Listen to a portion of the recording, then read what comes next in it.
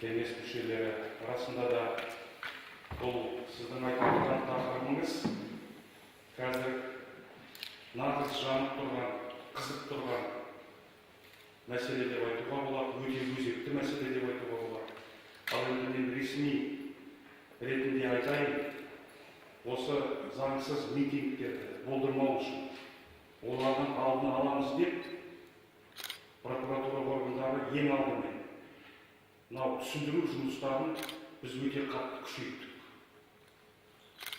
Осы 5 мамырға дейін бірде-бір адам жауапкершілікке тартылған жоқ.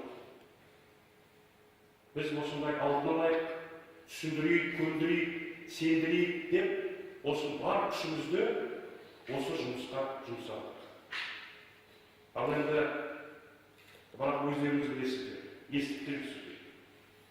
Мемлекет басшысы мораторий жариялады.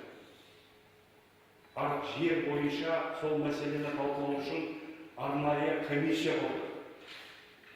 Бірақ соған қарамастан кейбіреулер жерді сылтау, халықтың тыныштығын, біздің елдің осындай өмірін бұзуда.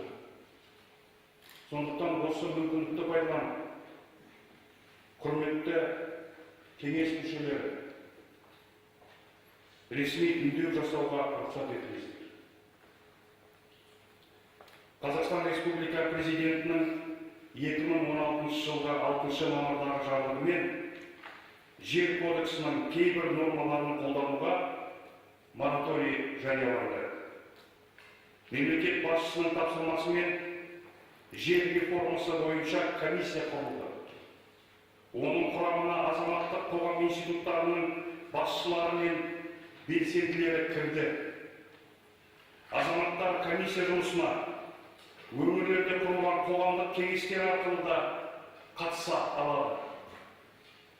Комиссия отырысында пікір алмасу барынша ашық. Оның қызметі ақпарат құралдарында тұрақты жариялануда. Арнайы ашылған жер туралы .kz сайтында қазақстандықтар өз сұрақтарын комиссияға қойып, ұсыныс тілектерін бере алады. Бір сөзбен, жер мәселесі бойынша кез келген пікір білдіру үшін барлық жағдай жасалған. Алайда, кейбір адамдар осындай жағдаймен заң талаптарын елемей, ортақ диалогтан қашып, халықты заңсыз қарсылық акцияларына шақыруда. Әлеуметтік ұлтаралық араздықты қоздыру үшін жалған ақпарат әдейі таратылып жатыр. Мұндай әрекеттер Қазақстан Республикасының заңдарына қайшы келеді.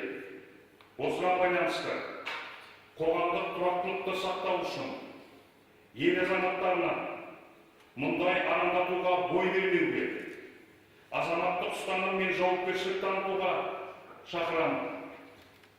Прокуратура туралы заңның 25 бабын басшылыққа алып, заңсыз митингке шақыру, оны ұйымдастыру, тіпті оған қатысудың өзі әкімшілік немесе қылмыстық жауапкершілікке әкеп соғатынын ескертемін.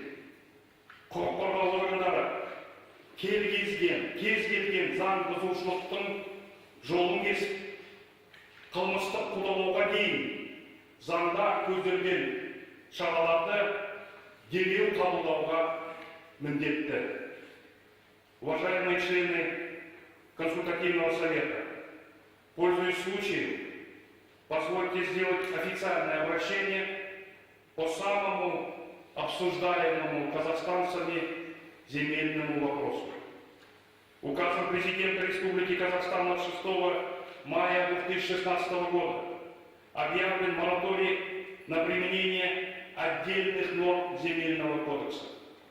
По поручению главы государства образована комиссия по земельной реформе, в состав которой вошли руководители и активисты институтов гражданского общества.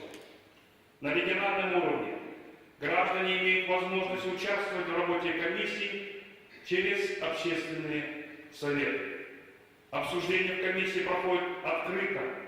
Процесс постоянно освещается в СМИ. На специальном сайте jeturala.kz казахстанцы могут задавать вопросы, оставлять свои пожелания и предложения для комиссии.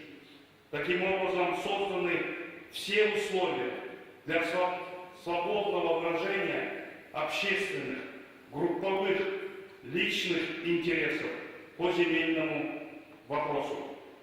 Однако отдельные лица, игнорируя эти условия и законы, избегая совместного конструктивного диалога, продолжают провоцировать население на незаконные акции протеста. Порядок их организации проведения не соблюдается.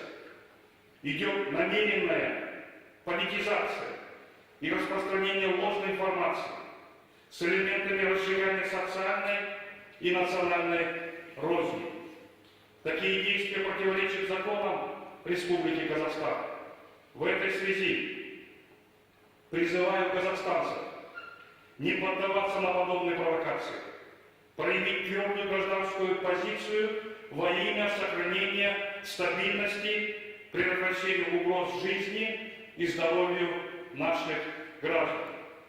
Руководствуясь статьей 25 прим. 2 Закона о прокуратуре, предупреждаю, что призывы, то есть организация незаконного митинга, как и сам факт участия в нем, влекут административную или уголовную ответственность.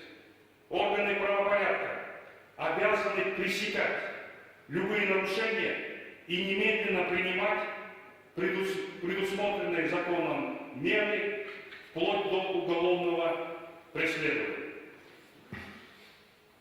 Спасибо.